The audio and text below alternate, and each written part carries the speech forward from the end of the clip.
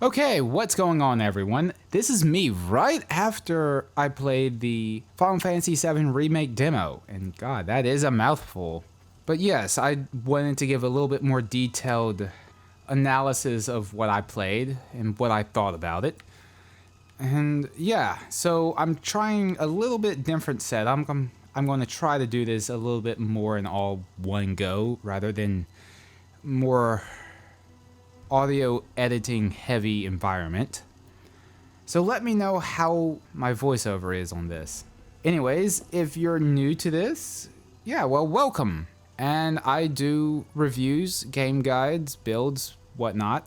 I mainly cover FPS and looter shooters, some MMOs. But yeah, if you're interested in knowing more or hearing my opinions about stuff, why don't you go ahead and subscribe? And if you like what I have to say or you find it entertaining for some reason, I would never know why you would find this voice so entertaining, then why don't you go ahead and also like and share out this video? It would be very much appreciated. Anyways, I'll just jump right on into this and I'll let you guys know in just right after this transition.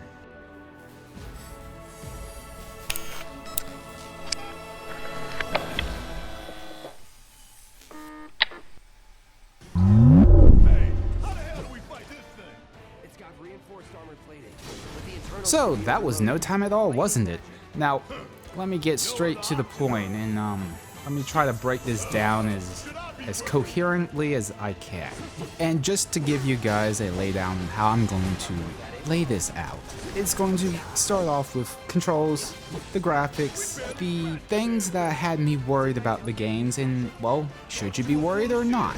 And kind of the one thing I didn't like about the game, and finally, I'll go into what this video is supposed to be about, and is it worth getting a PS4, switching to Team PlayStation, or a PS5 for this game? And it's going to be roughly in this order, so first off, controls. I mean, it's a little stiff, but that's because, well, I didn't bother seeing if there's any options to make things a little bit more sensitive.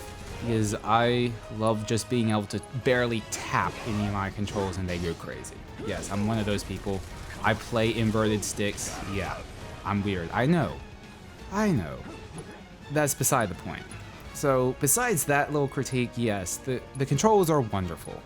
On to, I guess, the next category, and that's the graphics. So, this is one of the ones of where I don't like consoles because they could really stand to use some anti-aliasing, which is no trouble at all, or being able to play at like 1440p, which I really wish consoles could. I mean, I don't own a 4K monitor, unfortunately. I mean, if I did, all my videos would be in 4K, but that's a shame. I don't have it. I wish I did, but I don't. So that's only a problem for me as a PC gamer going to consoles. So I'm not going to hold that against it, but yeah, there is a little bit different because I can kind of tell it's almost like this pre-rendered environment, even though, well, it feels like it from the old days, if you remember, when games were pre-rendered and you weren't really able to interact with them, but they look pretty. And that's kind of what it feels. I know it isn't pre-rendered stuff. It does switch over to actual cutscenes, which are gorgeous, and they are pre-rendered. And I think that's fine. That's been a staple for Final Fantasy for a long time. And I like it. So, yeah, pluses. So yeah, I talked about the graphics. Now, let me just get into where I think the game really shines. Because of all the Final Fantasy turn-based systems, my favorites were 7 and, surprisingly, 12. Yeah, I'm weird. I'm also a programmer. I like to sit down and make algorithms, so no big surprise I like 12, but the other one I've always really liked was 7's. And I think they really did capture 7's original mechanic with the cooldown and having to wait, and that dictated your turn order, with mixing with free character control and kind of making it seem like it's live action. Not live action, making it seem like it's action based. And they did it a lot better than 15. My god, 15, you could beat the entire game by just pressing one button, essentially.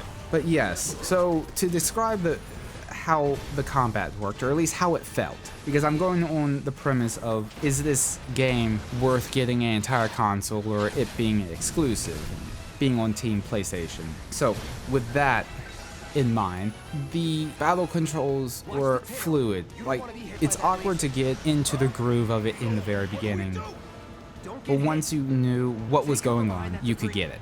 So basically, you keep switching controls. Yeah, you can basically say or tell your team what you wanted to do with your little action commands. But if you wanted to get the most out of your combat, you just kept switching over to deal with certain enemies as you need to. So, and that makes me really excited for getting in control of a few other characters, namely Vincent. The magic system, I was worried in the beginning, and the reason why is that, well, that's to describe why I was worried, is that they're trying to make this whole gimmicky, well, you gotta wait and you gotta do so many attacks, but it acts as a good cooldown mechanism. And I think that's the biggest thing the demo has dispelled, is my worries for the combat system and that specific mechanic in general.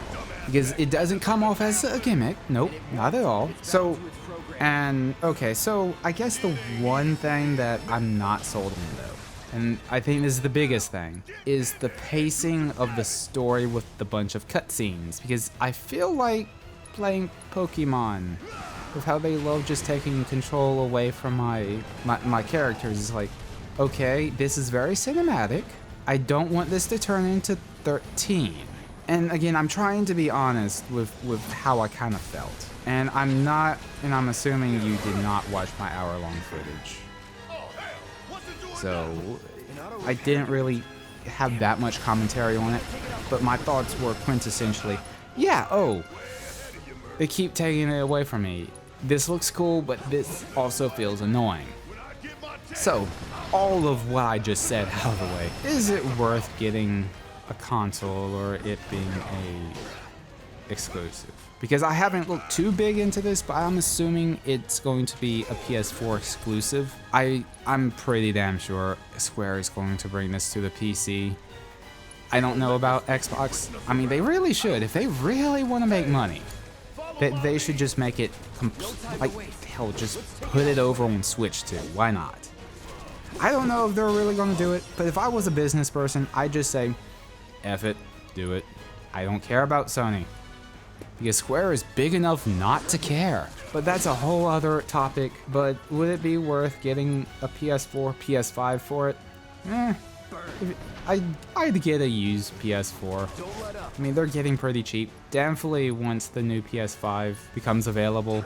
So, yeah. I mean, if you already have a PS4, this entire video isn't for you. And you're basically listening to see what my opinions are, which, thank you on that one. Oh, and I guess the one final tidbit that I can add is that if you're still on the fence on getting this game and you do have a PS4, yeah, it is worth it. I mean, definitely if you love the original or you never got to play the original, because I think they're going to keep it true and honor the old game with the remake. But I think I've kept you all at this video long enough, so let me just end this by saying thank you for watching. If you liked this, if you found it helpful, please subscribe, because hopefully I'll be putting out even more content, hopefully at a little bit more frequent pace. But that's it, see you in the next one. Oh, and don't forget to like and share the video. Anyways, see ya.